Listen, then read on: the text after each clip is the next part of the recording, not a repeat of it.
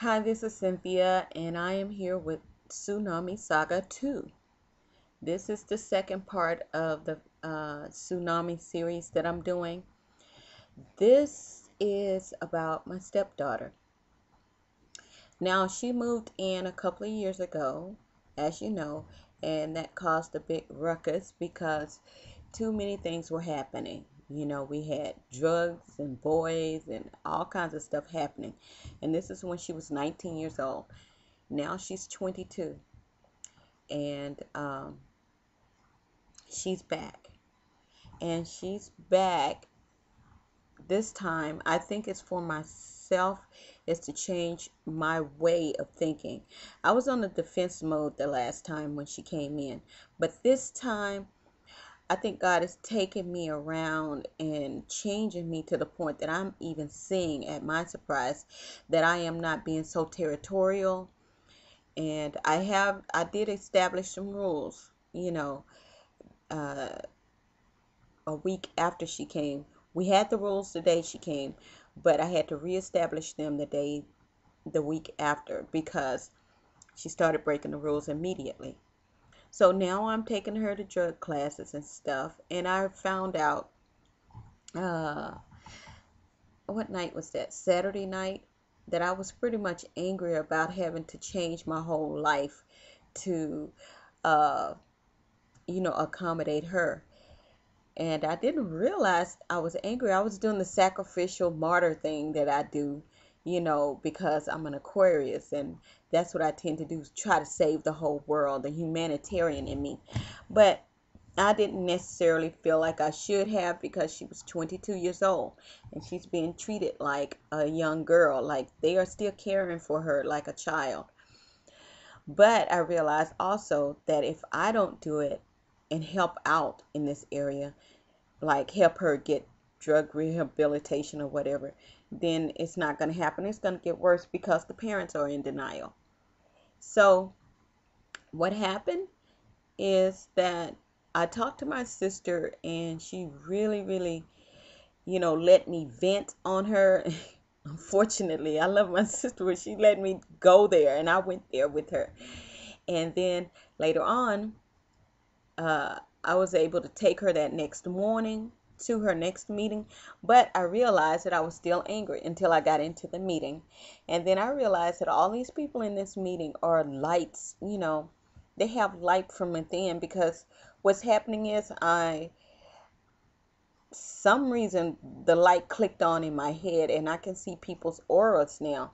I mean, they're very vague right now, but I can still see them, and I can see different colors.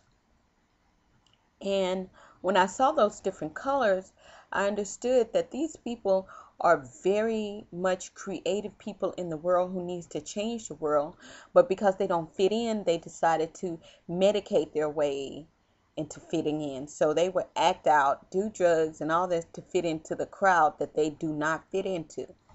And so now most of them are realizing that I have to accept the spirituality inside of me, and they're going on a spiritual journey, which I liked. But here's the deal. Instead of me acting out and acting crazy and, drawing lines and stuff, now it's my husband. Last time they made an enemy out of me and made it like I was doing all this stuff, and even had me thinking I was crazy. But now my husband is doing it. He has the advantage because he has been playing the game again, trying to make me feel like I'm crazy, and or that I'm the enemy, and trumping up charges against me like I'm not working and I'm spending all the money that he knows nothing about, and all kinds of stuff. He's just got this conspiracy theory going on. So I was like, oh, okay. So I talked to my daughter, which was good, because I was feeling like my husband just did not love me. And then I'll just have to take what is what is. And I know God's taking care of me all these years, and he'll take care of me now. And thank God she talked to me, because she's letting me know my husband's personality. His personality is that of being loyal. His family always have to have a fight or a war, and they all side with that. and they stick to it. Even if they love you, they have to stick to the family side of war, for whatever reason. But anyway, I know it's long and it's deep, but through the history of our relationship, I do understand. And she was telling me that he was loving me so much at first because he knew that he could depend on my love through this, because he was going to turn on me, but he was hoping that I'll stick with him through the thick and thin. So it was getting pretty thin, and I was settling in my mind that I probably need to start making some other arrangements. Even though I have been, being very honorable to her, my stepdaughter, and looking on the bright side and trying not to micromanage her this time, because she's still doing drugs or whatever, and my husband's totally aware of it, and trying to sneak and do all this behind my back, which now that my antennas are up all the time, I know exactly what's going on all around, because that's the way God is done. He has brought me to an awareness. And I was aware last time, but it only ignited the anger in me, and it not ignited me searching and looking for things and trying to find out and defending myself, defending the cause, defending my house, my honor, and all that stuff. Now, oh well, whatever. She's a grown woman. She makes her own decisions. Only stipulation is, while you're living here, you go to the AA meetings, and that's the deal about that.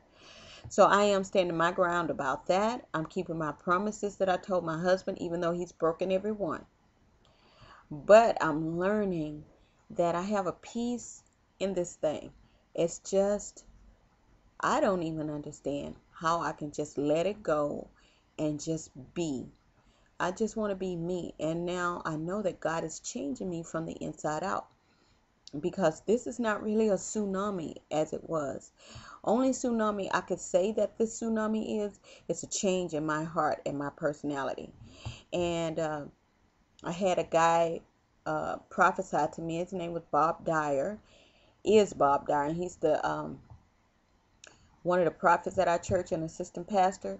And he told me, he gave me this rod and told me it was a baton, but I was directing the band. I was directing the parade, which kind of made me mad, because everybody else that he gave a rod to, he gave a prophetic word and it meant something. But when he gave me the rod, it was a rod of correction, and I got offended, and he said, you need to get out of control and let go. Put the rod down, let it go. And I was like, but you handed it to me. Why are you prophesying that to me? But he was telling the truth, and I'll have to tell Bob that he told me the truth about me being in control, because now I am doing exactly what he prophesied and asked me not to do, and that's be in control. And so thank you, Bob, for that, and I thank God for bringing that back to my memory, so that I can tell him thank you and still step out on the word that God gives him, because sometimes it's hard when you get people complaining about what you said, and then 2 or 3 years later, then they understand. I should know, but guess what? I persecuted him for that. So anyway, that's Tsunami part 2, and I do have another piece of the saga and the thing to bring back to you. But this is Cynthia with Prophetic Flow. Thank you, and you have a good day.